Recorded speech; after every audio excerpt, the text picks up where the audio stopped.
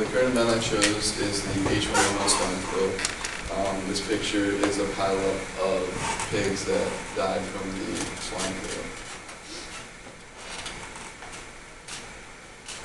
My thesis in this presentation is that although swine flu has created a recent wave of hype and near hysteria in 2009, it is actually a disease that's been around before and will likely come again.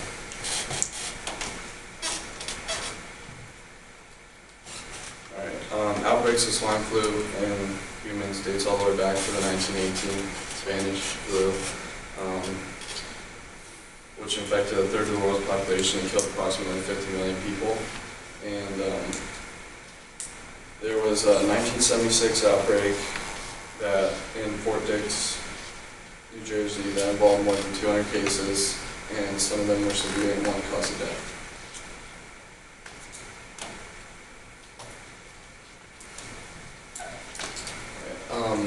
The 2009 H1N1 pandemic, a swine flu epidemic, hit the U.S. and Mexico in late April 2009.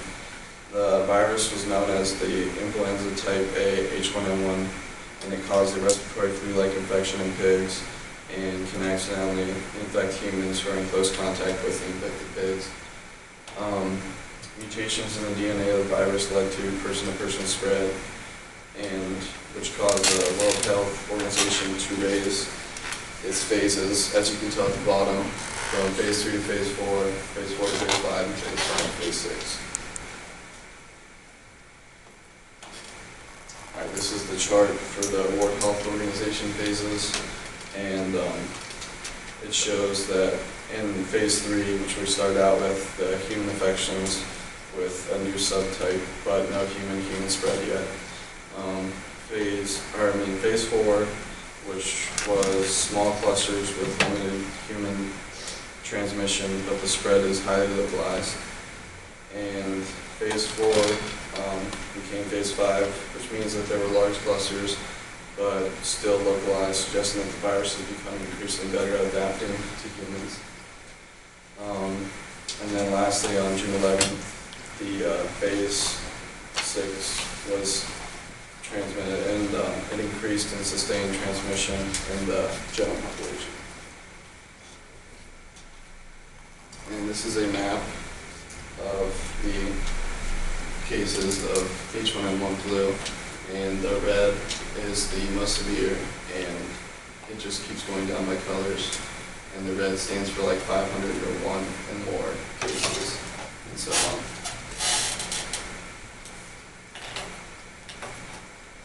The symptoms of the swine flu were, the systematic symptoms were fever and lethargy.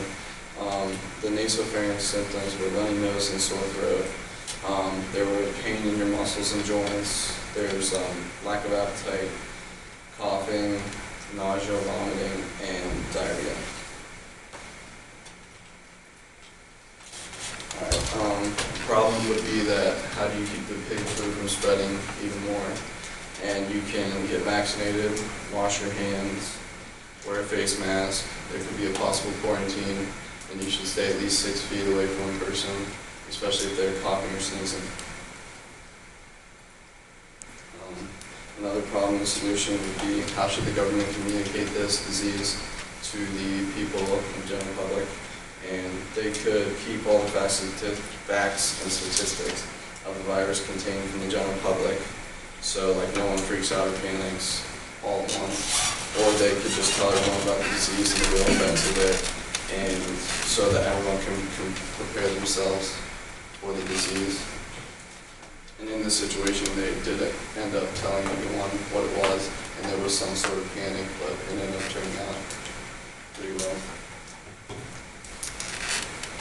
The 2009 H1N1 pandemic outcome, a World Health Organization report on the 2009 influenza pandemic indicated that nearly all countries reported cases of the H1N1 with more than 17,000 deaths worldwide. And in the U.S., the number of clinical illnesses were estimated at 59 million, with 265,000 hospitalizations and 12,000 deaths. Lastly, there was a flu recurrence in 2011 And there were 12 cases from 5 different states in January 2012. It was called H3N2, and it mostly affected children. In Pennsylvania, Maine, and Indiana, the virus was a result of zoonotic transmission, which was human transmission. And so as you can tell, swine flu is never going to go away, and it's just going to keep popping up, but you will never know how severe it really will be. So take as many precautions as you can and get your annual flu vaccines to be prepared.